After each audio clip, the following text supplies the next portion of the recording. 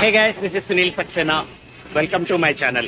So, present నా programme ఏంటంటే Hyderabad to Bengaluru and already నేను బెంగళూరులో ఉన్నాను.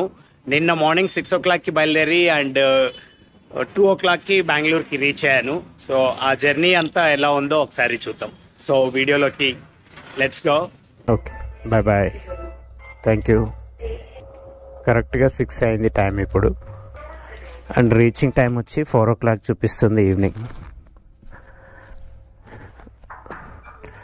నిన్న దీపావళి, ఫుల్ పటాకాలు కాల్చాము. ఇట్లుంది రోడ్ అంతా. నైటే నేను మొత్తం ప్యాక్ చేసుకొని ఇంక్లూడింగ్ వాటర్ బాటిల్తో సహా పెట్టేసుకున్నా. అండ్ ఈసారి క్యాంపింగ్ టెంట్ కూడా తీసుకొని వెళ్తున్నా. 6:35 అయింది. ఇప్పుడే జస్ట్ సన్ రైజ్ అవుతుంది. చాలా బ్యూటిఫుల్ అనిపిస్తుంది. కాకపోతే ఇళ్ళ మధ్యలోంచి క్లియర్గా కనిపించట్లేదు. అండ్ సిటీ అంతానేమో ఫుల్ ఇట్లా తెల్లారిపోయినట్లు వైట్గా ఉంది. సిటీ దాటి ఇట్లా శంషాబాద్ రూట్లోకి రాగానే ఇంకా అంతా మబ్బు మబ్బు చీకటి చీకటి లాగా అండ్ ఫాగ్ లాగా అట్లా ఉంది. బ్యూటిఫుల్ ఉంది. నా ప్రీవియస్ ట్రిప్ అంటే ఒక కరెక్ట్గా 1 week అయింది నేను ట్రిప్ నుంచి వచ్చి, మేఘాలయ ట్రిప్ నుంచి వచ్చి. సో మేఘాలయ దాటిన తర్వాత అస్సాం నుంచి మళ్ళీ హైదరాబాద్ దాకా ఎక్కడ కూడా ఇంత ఫాగీ అయితే లేదు. ఇంకా హైదరాబాద్ నయం అనిపించింది నాకైతే. అంటే నేను వచ్చిన రూట్లో చెప్తున్నా. శంషాబాద్ దాటి ఒక 10 kilometers కొత్తూరు కూడా దాటేశాను. అండ్ ఫస్ట్ పెట్రోల్ స్టాప్ తీసుకున్నాను. ఇంటి దగ్గర తక్కువ ఉందని తెలుసు కానీ కొద్దిగా ముందుకెళ్ళిన తర్వాత హైవేలో కొట్టించుకోవాలని ఇంతసేపు కొట్టించుకోకుండా వచ్చాను. అండ్ ఇప్పుడే ట్రిప్ B 0 చేశా అండ్ ట్రిప్ A శంషాబాద్ రాకముందు 0 చేశా. సో చూడాలి ఇప్పుడు మన ట్రిప్ మొత్తం ఎంత అవుతుందో డిస్టెన్స్ చెక్ చేయాలి. లైట్గా చైన్ సౌండ్ ఏమన్నా వస్తుందా? 7:20 అయిపోయింది టైము. నేను ఆల్రెడీ మధ్యదారిలో శ్రీధర్ అన్నతోటి కలిసి కొంతసేపు అక్కడే చిట్చాట్ చేసి బయలుదేరి పెట్రోల్ కొట్టించుకొని, అంటే ఇంటి నుంచి దాదాపు ఒక 60 kilometers అయితే వచ్చింటా నేను. 60-70 అట్లా వచ్చింటాను నేను. బెంగళూరు 527 kilometers ఇంకా ఉంది. సో బెంగళూరు రాకముందే, ఎయిర్పోర్ట్ రాకముందే ఒక చిన్న పని ఉంది నాకు. సో హోప్ఫుల్లీ బెంగళూరు రాకముందు అక్కడక్కడే స్టే చేసే ఛాన్సెస్ ఎక్కువ ఉంది. ఇంటి నుంచి బయలుదేరి ఒక 2.5 hours అవుతుంది. అండ్ మేబీ ఒక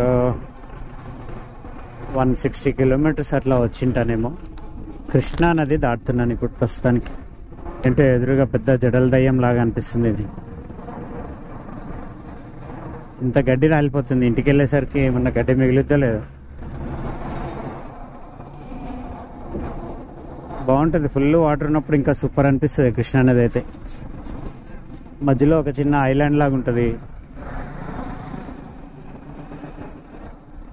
అండ్ రైట్ సైడ్ ఇక్కడ ఒక టెంపుల్ ఉంటుంది. నేను ఆ టెంపుల్ దగ్గర నుంచి వాటర్ దగ్గరికి చాలాసార్లు వెళ్ళాను. ఇది temple right side. Telangana Andhra Pradesh RTA check post. ఇంకొంచెం సేపట్లో మనము తెలంగాణ స్టేట్ దాటి ఆంధ్రప్రదేశ్లోకి వెళ్ళిపోతాం. కర్నూలు రాకముందు ఇక్కడ లెఫ్ట్కి వెళ్తే అలంపూర్ జోగులాంబ టెంపుల్ వస్తుంది. జోగులాంబ టెంపుల్ కూడా శక్తిపీఠం. కరెక్ట్గా ఇప్పుడు ఈ ఫ్లైఓవర్ పైన ఉన్నాము. ఈ కింద నుంచి లెఫ్ట్ తీసుకుంటే అలంపూర్ వస్తుంది. అలంపూర్ జోగులాంబ టెంపుల్. ఆంధ్రప్రదేశ్ రాకముందు తెలంగాణలో లాస్ట్ టోల్ ప్లాజా ఇది. ఇది దాటిన కొంచెం సేపటికి మనం ఆంధ్రప్రదేశ్లోకి ఎంటర్ అయిపోతాం. ఇక్కడ కూడా ఇంకొక RTA చెక్ పోస్ట్ ఉంది. RTO 6 kilometers కర్నూలు అని వచ్చింది. స్టిల్ ఇంకా మనము తెలంగాణలోనే ఉన్నట్లు. ఎందుకంటే ఇక్కడ తెలంగాణకి అండ్ ఆంధ్రప్రదేశ్కి మధ్యలో తుంగభద్ర నది వచ్చింది. తుంగభద్ర నది దాటితే ఆంధ్రప్రదేశ్. అండ్ ఇక్కడ ఇంకొక చెక్ పోస్ట్, ఇది ఫైనల్ చెక్ పోస్ట్. ఇది ఆంధ్రప్రదేశ్ పోలీసులు ఉంటారు. జనరల్గా లిక్కర్ తీసుకునే వెళ్ళే వాళ్ళని చెక్ చేస్తూ ఉంటారు, కానీ ఎవరు లేరు ఈ టైంకి. ఈ మధ్య చాలా రోజుల నుంచి ఎక్కువ కనిపించట్లేదు. అండ్ రైట్ సైడ్ ఇక్కడ కూడా తెలంగాణ చెక్ పోస్ట్ ఉంది, కాకపోతే అది ఎలక్షన్ కోడ్కి సంబంధించిన చెక్ పోస్ట్. ఎందుకంటే ఈరోజు డేటు 13th నవంబర్ అండ్ 30 నవంబర్కి మనకి తెలంగాణలో ఎలక్షన్స్ ఉన్నాయి కాబట్టి నోటిఫికేషన్లో ఉంది, ఎలక్షన్ నోటిఫికేషన్. చెకింగ్ జరుగుతూనే ఉంటాయి. అండ్ మనం ఇప్పుడు కరెక్ట్గా తుంగభద్ర నది పైన ఉన్నాము, half of the Tungabhadra. And Tungabhadra దాటిన వెంటనే కర్నూలులోకి ఎంటర్ అయిపోతాం. ఇక్కడ ఎన్ని బోట్స్ ఉన్నాయి, చిన్న చిన్న బోట్స్ ఉన్నాయి, బటర్ఫ్లై లాగా ఉన్నాయి అవి. కరెక్ట్గా 9 అయింది టైము. 6 o'clock బయలుదేరితే 9 కల్లా మనం కర్నూలుకి వచ్చేసాం. 3 hours. మిస్టర్ ఇడ్లీ కర్నూలు దాటగానే ఇక్కడ ఒక హోటల్ ఉంది, అక్కడ పెట్టుకోవాలా? ఇక్కడ ఓకేనా అంకుల్? మిస్టర్ ఇడ్లీలో బ్రేక్ఫాస్ట్ అయిపోయింది, ఇడ్లీనే తిన్నాను. బై మిస్టేక్ గీ ఇడ్లీ తిన్నా. బాగుందిరా భయ్. 2-wheelerకి కూడా టోల్ రోడ్ల నుంచే పంపిస్తున్నారు. ఈ రూట్లో పోయే ప్రతిసారి అంటే ఎక్కువ సార్లు మార్నింగ్ బయలుదేరుతాం కాబట్టి కర్నూలు దాటిన దాకా చాలా కూల్గా వస్తాము. ఆ తర్వాత మళ్ళీ అనంతపూర్ దాటి అండ్ కర్ణాటక టచ్ అయిన ఆ టైం అంతా కూడా బాగా వేడిగా అనిపిస్తుంది. కానీ ఈసారి రివర్స్. పొద్దున్న నేను శంషాబాద్ దాటినప్పుడు అప్పుడప్పుడే శంషాబాద్లో ఉన్నప్పుడే అప్పుడే సన్ రైజ్ అయింది. ఆ తర్వాత సడన్గా చాలా వేడి అయిపోయింది. అండ్ ఆ వేడి అప్ టు కర్నూలు దాకా అట్లనే ఫుల్ హాట్లో ఉండే. అందు గురించి నేను ఎక్కడ ఎక్కువ వీడియోస్ తీయలేదు, క్లిప్స్ తీయలేదు, అట్లానే స్పీడ్గా వచ్చేసాను. అండ్ కర్నూలులో బ్రేక్ఫాస్ట్ చేసి ఇప్పుడు కొద్దిగా ముందుకు వచ్చాను. డోన్ దాకా వచ్చా. 10:20 అవుతుంది టైము. మొత్తం వెదర్ అంతా కూల్ అయిపోయింది. ఇది లెఫ్ట్ సైడ్ డోన్ రోడ్ ఇది. అండ్ ఇట్లా సాడ్లింగ్ చేసుకుని నిలబడి చూస్తే చుట్టుపక్కల కొండలన్నీ కూల్గా కనిపిస్తున్నాయి. కూల్గా అంటే అదే ఎండ లేకుండా డ్రాజీగా ఉన్నాయి. నేను అనుకున్న పొద్దునే ఇంత వేడిగా ఉందంటే అనంతపూర్ దాటి ఆ ఏరియాకి వెళ్ళేసరికి ఇంకెంత వేడిగా ఉంటుందా అనుకున్నా. అనంతపూర్ ఇంకా 98 kilometers ఉంది, Bengaluru 305 kilometers. Water bottle cap ఎగిరిపోయింది. రోడ్డు పైన అడ్డంగా ఆపాను. ఎవరు రాకముందే వెళ్ళిపోవాలి. బస్సు వస్తుంది, తొందరగా తీసుకొని బస్సు రాకముందు సైడ్ అయిపోవాలి. సైడ్ అయిపోయిన తర్వాత ఏం జరిగిందో ఎక్స్ప్లెయిన్ చేస్తా. ఈ పైన ఉన్నది ఇది ఊడిపోయింది, అలాగానే కంప్లీట్ సిస్టమ్ అంతా ఊడిపోయింది. యాక్చువల్గా మనకి ఇది వాటర్ పైపు. నేను ఎమర్జెన్సీలో వాటర్ వాడతా కదా, సో దారిలో సడన్గా ఎగిరిపోయింది. అందు గురించి మళ్ళీ ఆపి వెనక్కి తీసుకొని పోవాల్సి వచ్చింది. అనంతపూర్ 58, గుత్తి 6 kilometers, బెంగళూరు 265 kilometers. బెంగళూరు ఇదంతా చిన్న కన్ఫ్యూజ్. ఇంతకుముందు రెగ్యులర్గా బెంగళూరు అని ఉండేది. ఎక్కడైనా రాసినా బెంగళూరు అని రాయడం అలవాటు. తర్వాత ఇప్పుడు పేరు మార్చిన తర్వాత బెంగళూరు అయింది అది. సో బెంగళూరు ఒక్కొక్కసారి బెంగాళూరు వస్తుంది, బెంగళూరు వస్తుంది. స్పెల్లింగ్ మిస్టేక్ అయిపోతుంది, మనకు అలవాటు లేదు కాబట్టి. So more than 50% Bengaluru journey అయితే అయిపోయింది. 10:45 అయింది టైము. ఇక్కడ చాలా పెద్ద ఫోర్ట్ ఒకటి ఉంటుంది, గుత్తి ఫోర్ట్. కొండ కూడా చాలా హైట్లో ఉంటుంది ఇది. రోడ్డు పైన వెళ్ళే ప్రతిసారి ఆ కొండ చుట్టూ కోట గోడలు, పెద్ద పెద్ద గోడలు అవన్నీ కనిపిస్తాయి. మరి అసలు ఇది విజిటింగ్ ఉందో లేదో తెలియదు అసలు.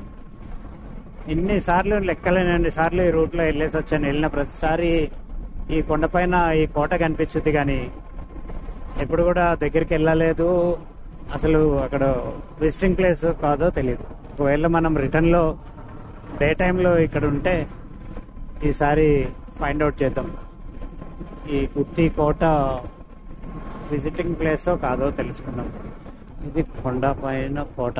ఇటు సైడ్ నుంచి అయితే ఖచ్చితంగా ఎంట్రన్స్ లేదు. ఏంటి వీళ్ళిద్దరు నాకు చెక్ పెట్టారు ఇక్కడ.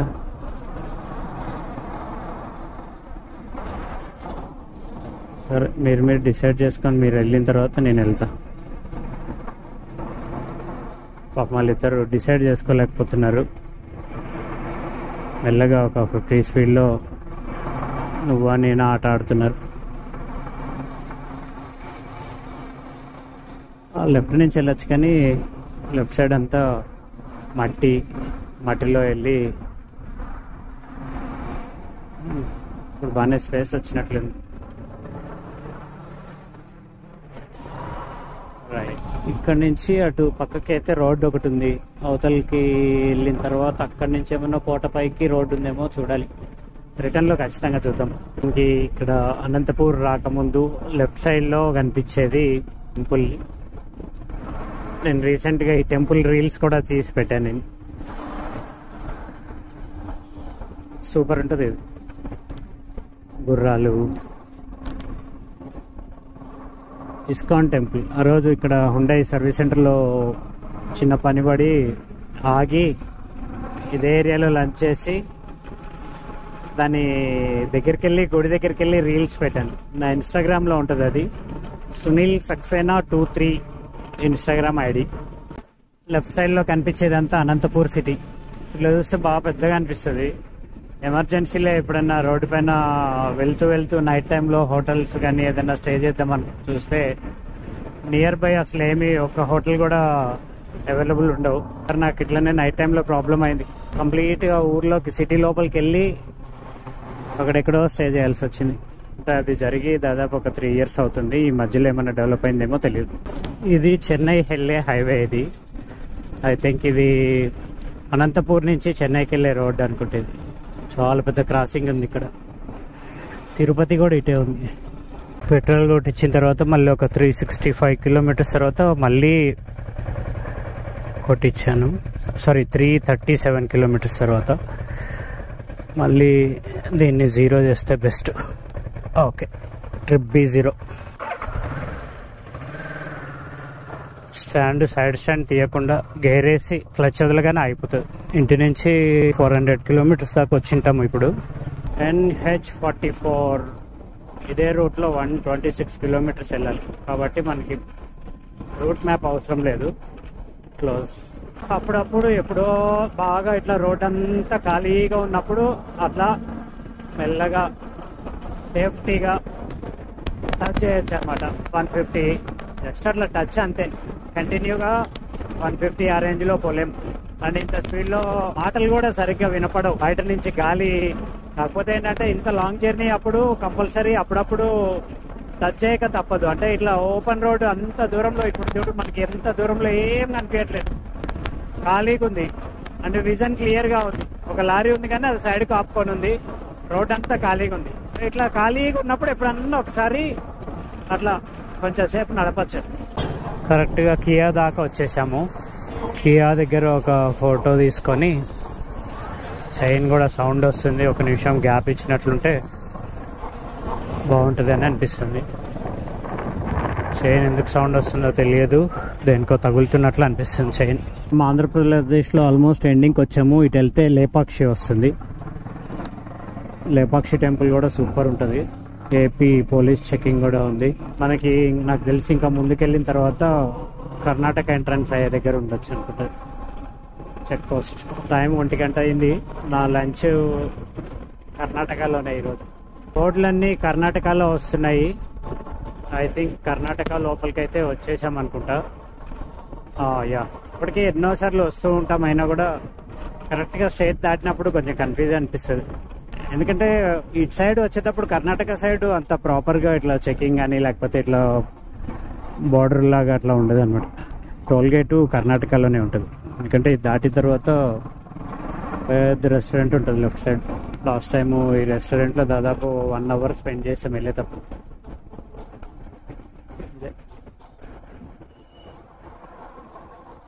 సామరాస్ వెజ్. అఫీషియల్లీ మనం ఇప్పుడు కర్ణాటకలో ఉన్నాం. పొద్దున కాఫీ తెలంగాణలో తాగాము, బ్రేక్ఫాస్ట్ ఆంధ్రప్రదేశ్ కర్నూలులో చేసాము, అండ్ లంచ్ కర్ణాటక. ఇలానే బెంగళూరు దాటి తమిళనాడు సైడ్ వెళ్తే డిన్నర్ కూడా తమిళనాడులో చేయొచ్చు. కాకపోతే మనకి తమిళనాడులో పనేం లేదు. బెంగళూరు 75 కిలోమీటర్స్ ఉంది. ఈ వేవ్ రాక్ వస్తే చాలు, ఇటు సైడ్ ఇంకా బెంగళూరు వచ్చేసినట్లే అనిపిస్తుంది. ఆపోజిట్ ఎండ ఉండడం వల్ల ఈ వేవ్ రాక్ ప్రాపర్గా కనిపించట్లేదు. అదర్వైజ్ ఇది మస్తు ఉంటుంది రాక్ చూడడానికి. మంచి ఒక పెద్ద అలా ఇట్లా పైకి వచ్చి మళ్ళీ రివర్స్ ఇట్లా కింద పడ్డట్లు అట్లుంటుంది. అలా వేవ్ రాక్.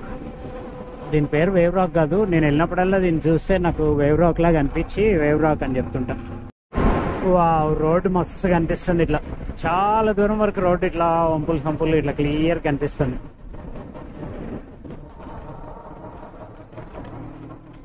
టర్న్ తీసుకుంటే మనకి ఆదియోగి దగ్గరికి వెళ్తుంది. లోపలికి ఒక 7 కిలోమీటర్స్ అట్లా ఉంటుంది ఆదియోగి. సో ఆదియోగికి అంటే చిక్బల్లాపూర్ ఆదియోగి, ఇది ఆదియోగి అనేవి రెండు ఉన్నాయి కదా, ఒకటేమో కోయంబత్తూర్లో ఉంది, ఇంకోటేమో చిక్బల్లాపూర్లో ఉంది. సో ప్రజెంట్ మనం చిక్బల్లాపూర్ ఆదియోగికి నియర్ బై ఉన్నాం అన్నమాట. అండ్ మార్నింగ్ నేను ఇంటి దగ్గర 6 o'clockకి బయలుదేరితే ఇప్పుడు టైం వచ్చేసి 1:30 అయింది. సపోజ్గా ఎవరైనా కూడా హైదరాబాద్ నుంచి డైరెక్ట్గా ఆదియోగి విశ్వ ఫౌండేషన్ స్టాచ్యూ, శివ స్టాచ్యూ చూసి వెళ్ళాలి అనుకుంటే మార్నింగ్ బయలుదేరితే ఈ టైం కల్లా 1:30 కల్లా ఇక్కడికి రీచ్ అయిపోవచ్చు. సో నియర్ బై ఇక్కడే ఎక్కడైనా లంచ్ చేసుకొని విజిట్ చేసుకొని మళ్ళీ రేపు ఎర్లీ మార్నింగ్ ఇంకొకసారి విజిట్ చేసుకొని మార్నింగ్ బయలుదేరితే నెక్స్ట్ డే ఆఫ్టర్నూన్ కల్లా మళ్ళీ ఇంట్లో ఉంటాం. సేమ్ డే వచ్చి సేమ్ డే కూడా వెళ్ళొచ్చు, కాకపోతే చాలా హార్డ్ అయిపోతుంది. ఎందుకంటే ఇప్పుడు ఆల్రెడీ 500+ కిలోమీటర్స్ వచ్చాం మనం. మార్నింగ్ 6 నుంచి 1:30 వరకు 500+ అంటే మళ్ళీ రిటర్న్ 500+ అంటే చాలా కష్టం అవుతుంది. కాబట్టి 1 డేలో అప్ అండ్ డౌన్ పెట్టుకోకుండా 1 డేలో వచ్చి ప్రశాంతంగా ఈవినింగ్ అంతా స్పెండ్ చేసి మళ్ళీ మార్నింగ్ కొంచెం సేపు స్పెండ్ చేసి రిటర్న్ వెళ్ళిపోవచ్చు. అండ్ ఇంకొకటి పని కూడా చేయొచ్చు. లేదంటే ఇక్కడికి ఆదియోగికి ఇప్పుడు వచ్చి ఈవినింగ్ ఫినిష్ చేసుకొని 7 o'clock ఒక షో ఉంటుంది, లేజర్ షో ఉంటుంది. ఆ లేజర్ షో ఫినిష్ అయిపోగానే వెంటనే అక్కడ నుంచి నంది హిల్స్కి వెళ్ళిపోవచ్చు. నైట్ నంది హిల్స్ దగ్గరలో స్టే చేసి early morning Nandi hills visit చేసుకొని మళ్ళీ 9 o'clock కల్లా నంది హిల్స్ ఫినిష్ చేసుకొని రిటర్న్ బయలుదేరవచ్చు కూడా. పర్ఫెక్ట్ ఉంటుంది. ఆ రెండు కలిపి రైడ్ కానీ లేకపోతే కార్లో వచ్చినా సరే 1 డే అన్నమాట. 1 డే కాదు, 2 days, 1 night 2 days.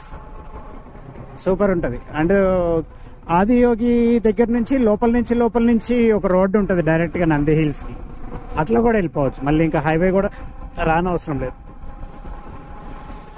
దగ్గరే. ఇప్పుడు నాకైతే కనిపిస్తుంది అక్కడ ఒక కొండ కనిపిస్తుంది, అది నంది హిల్స్ కొండ. అది కాకపోతే కొంచెం మబ్బులాగా అనిపిస్తుంది, అందు గురించి కెమెరాలో క్లియర్ కనపడకపోవచ్చు.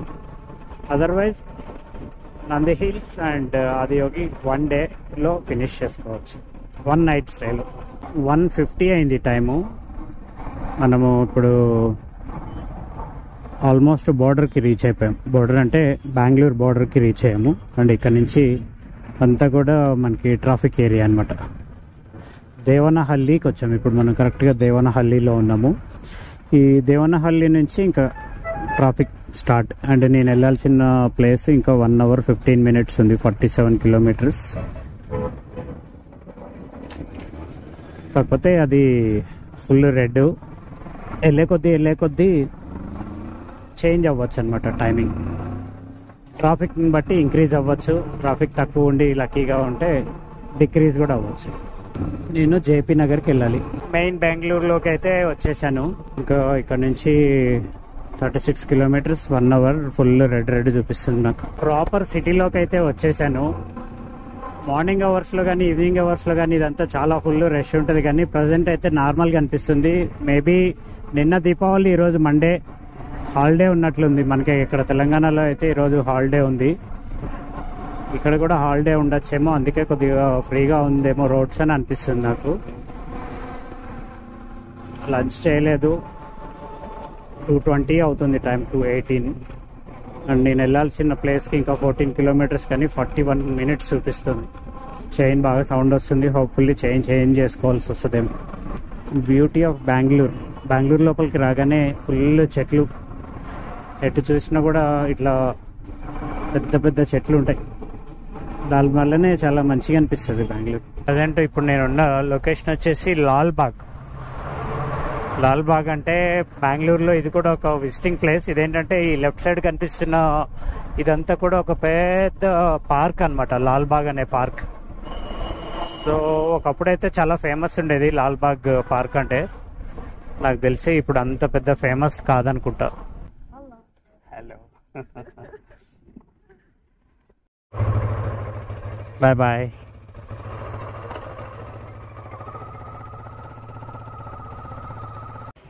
హాయ్.